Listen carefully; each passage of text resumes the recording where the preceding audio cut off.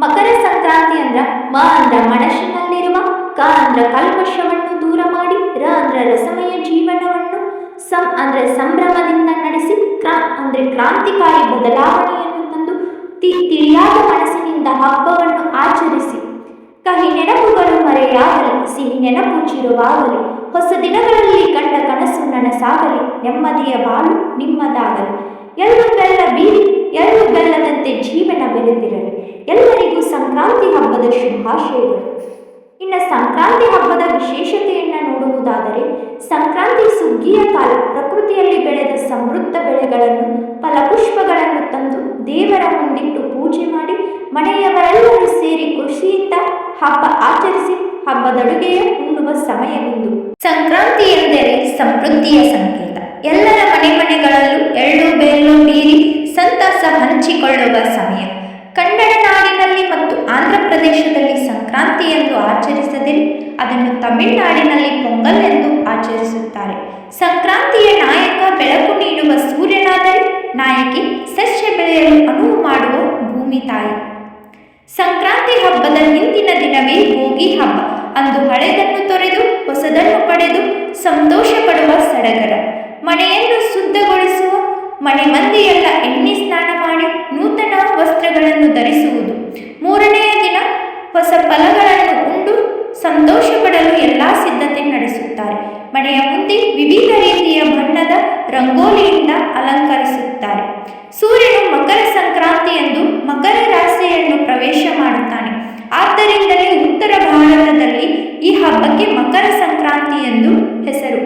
ಮಕರ ಸಂಕ್ರಾಂತಿಯು ಸೂರ್ಯನು ಮಕರ ರಾಶಿಗೆ ಪ್ರವೇಶಿಸುವ ಖಗೋಳ ವಿದ್ಯಮಾನವಾಗಿದ್ದು, ಉತ್ತರಾಯಣದ ಆರಂಭ, ಹಗಲಿನ ಅವಧಿ ಹೆಚ್ಚಳ, ಚಳಿಗಾಲದ ಅಂತ್ಯ ಮತ್ತು ಸುಗ್ಗಿಯ ಕಾಲವನ್ನು ಸೂಚಿಸುತ್ತದೆ.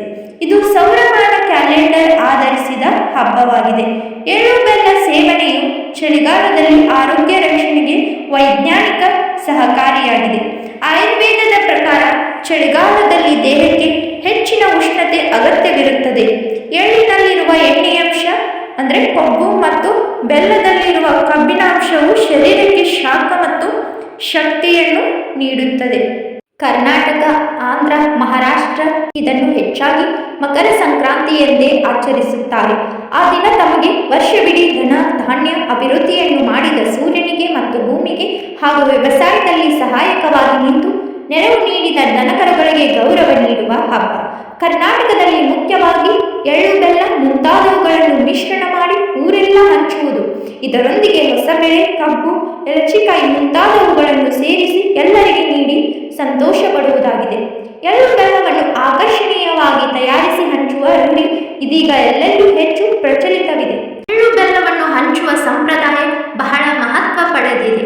ಬೇರೆ ದಿನಗಳಲ್ಲಿ ಎಳ್ಳನ್ನು ಬೇರೆಯವರಿಗೆ ಕೊಡುವುದಾಗಲಿ ಅವರಿಂದ ಪಡೆಯುವುದಾಗಲಿ ಶುಭಕರವಲ್ಲ. ಎಳ್ಳು ಧಾನ್ಯ ಏನಿದ್ದರೂ ಋಣಾನುಬಂಧದ ಸಂಕೇತವಾಗಿರುವುದರಿಂದ ಅದನ್ನು ನೆಂಟರಿಗಷ್ಟೇ ಆ ದಿನ ಹಂಚುವುದು ಮುಖ್ಯವಾಗಿ ಬಾಂಧವ್ಯ ನಿರಂತರವಾಗಿರಲಿ ಎಂಬುದರ ಸಂಕೇತ.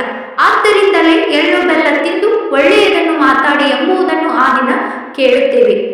ಸಂಕ್ರಾಂತಿ ಮುಖ್ಯವಾಗಿ ಸುಗ್ಗಿಯ ಹಬ್ಬ. ದವಸ ಧಾನ್ಯ ಬೆಳೆಯಲು ಸಹಾಯಕವಾದ ರೈತನ ಸ್ನೇಹಿತ ದನಕರುಗಳಿಗೆ ಆ ದಿನ ರೈತ ಕೃತಜ್ಞತೆಯನ್ನು ಸಲ್ಲಿಸುತ್ತಾನೆ. ದನಕರುಗಳು ವಿಶೇಷವಾಗಿ ಸಿಂಗರಿಸುತ್ತಾರೆ. ಕೊಂಬುಗಳನ್ನು ಶುಭ್ರಗೊಳಿಸಿ ವಿಶೇಷ ಬಣ್ಣಗಳಿಂದ ಅಲಂಕರಿಸುತ್ತಾರೆ. ಕಬ್ಬು, ಬೆಲ್ಲ, ಬಾಳೆಹಣ್ಣು ಮನೆಯಲ್ಲಿ ಮಾಡಿದ ವಿಶೇಷ ತಿನಿಸುಗಳನ್ನು ಅವುಗಳಿಗೆ ತಿನ್ನಿಸುತ್ತಾರೆ. ವೈಭವದ ಮೆರವಣಿಗೆಯಲ್ಲಿ ಅವುಗಳನ್ನು ಊರೆಲ್ಲ ತಿರುಗಾಡಿಸುತ್ತಾರೆ. ವರ್ಷವಿಡೀ ರೈತನೊಂದಿಗೆ ಬಿಡುವಿಲ್ಲದೆ ದುಡಿದ ಆ ಪ್ರಾಣಿಗಳಿಗೆ ಒಂದೆರಡು ದಿನಗಳು ವಿರಾಮವು ಈಗ ದೊರೆಯುತ್ತದೆ. ಹೀಗೆ ಸಂಕ್ರಾಂತಿಯ ಹಬ್ಬವು ನಾಡಿನೆಲ್ಲ ಭಾಗಗಳಲ್ಲಿ ಕಂಡುಬರುವ ಹಬ್ಬವಾಗಿದೆ.